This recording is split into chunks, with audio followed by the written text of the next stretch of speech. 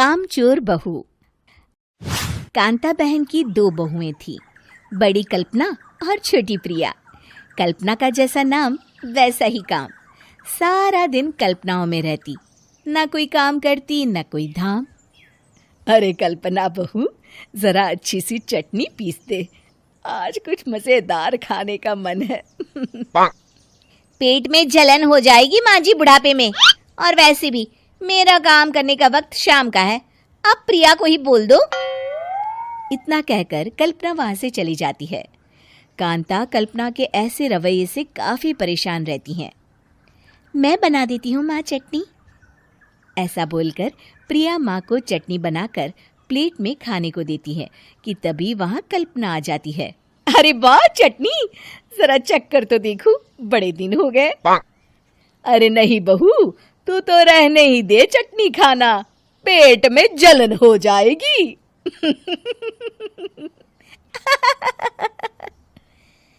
इतना कहकर कांता और प्रिया दोनों हंसने लगते हैं। कल्पना सारा दिन या तो मोबाइल में यूट्यूब देखती या फिर सोती रहती। उसका कमरा भी बिखरा और गंदा रहता। एक दिन कल्पना का पति अशोक उससे कहता है, अरे कल्पना, जानवर भी उस जगह को साफ कर लेता है जहां वो बैठता है, तुम तो इंसान हो, कैसे इतने गंदे कमरे में रह लेती हो? देखो सारा सामान यहाँ वहां बिखरा पड़ा है।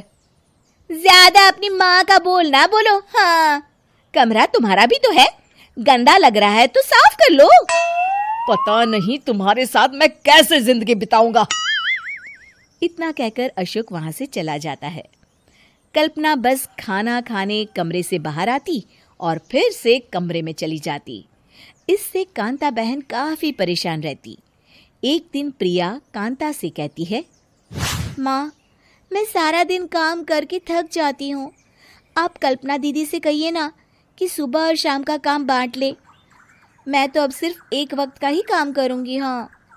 अरे तू वो भी ना करना, एक बहू तो कामचोर थी ही, दूसरी भी आ गई काम ना करने के बहाने लेकर। तभी वहां प्रिया का पति रमेश आ जाता है। माँ, मैं देख रहा हूँ भाभी कोई काम नहीं करती, प्रिया सारा दिन घर और रसोई का काम करती है, अब कुछ करो ना माँ। कांता मन में कुछ सोचती है और कल्पना के पास जाती है। कल्पना फोन पर मेकअप करना देख रही होती है। कल्पना, तुम सारा दिन बस मोबाइल देखती हो, घर का कोई काम भी कर लिया करो। प्रिया सारा दिन काम करके थक जाती है, आज से मैंने फैसला किया है, एक वक्त का काम तुम करोगी, सुबह का खाना तुम बनाओगी और रात का प्रिया। आप लोगों ने काम को हव्वा बना रखा है।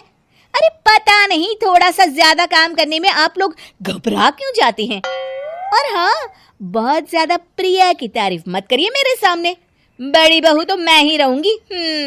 मैं कुछ नहीं जानती, कल सुबह मुझे वक्त से खाना चाहिए, रसोई में आ जाना, वरना कल से तुझे खाना नहीं मिलेगा। अगली सुबह कल्पना रसोई में नहीं आती है। वो देर से सोकर उठती है और बाहर आकर कहती है, अरे भूख लगी है, आज खाने में क्या है? इतनी देर हो गई, आज किसी ने मुझे उठाया भी नहीं, पता नहीं कहाँ है सब। कल्पना को घर में कोई नहीं दिखता। वो रसोई की तरफ जाती है जहां बड़ा सा ताला लगा होता है। अरे रसोई में ताला? ओ, मैं तो भूल ही गई थी। माँ ने आज से सुबह का खाना मुझे बनाने को कहा था। हे भगवान, इतने लोगों का खाना बनाना क्या आसान है? तभी घर के सारे सदस्य बाहर से वापस आते हैं। वाह माँ जी, मजा आ गया छोले भटूरे खाकर। मेरे मुंह में तो अभी भी स्वाद आ रहा है। अरे कल्पना, तेरे भरोसे रहते तो हम तो भूखे ही रह जाते। कल्पना को बहुत गुस्सा आ जाता है। अब बहुत हो गया, आज से मैं अपनी रसोई अलग कर रही हूँ, मैं अपना खाना खुद बना लिया करूंगी।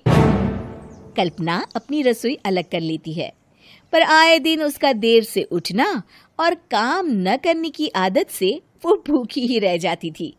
उसी के सामने घर के लोग अच्छे अच्छे पकवान खाते और कामचोर कल्पना को जैसे तैसे ही खाना बनाकर खाना पड़ता।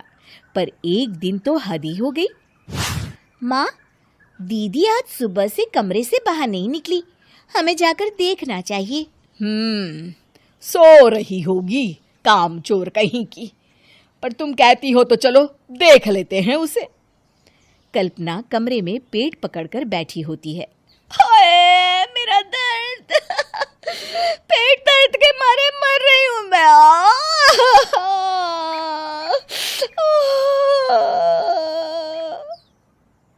अरे दीदी, क्या हुआ? पेट में दर्द क्यों हो रहा है? डॉक्टर को दिखाया आपने? माँ, कल्पना खड़ी होती है और माँ जी के पास आती है। मुझे माफ कर दीजिए, अब से मैं सारे काम में मदद करूंगी, कभी आलस और काम चोरी नहीं करूंगी।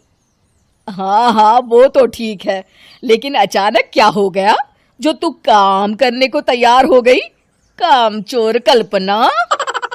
माँ, लगातार बासी और उल्टा पुल्टा खाना खाने के कारण मेरे पेट में इन्फेक्शन हो गया है। काम न करना पड़े इसलिए मैं 2 दिन का खाना एक दिन ही बना लेती थी। बासी और खराब खाना खाने के कारण लेने के देने पड़ गए। पेट में दर्द हो रहा है। चलो अच्छा हुआ, देर आए दुरुस्त आए।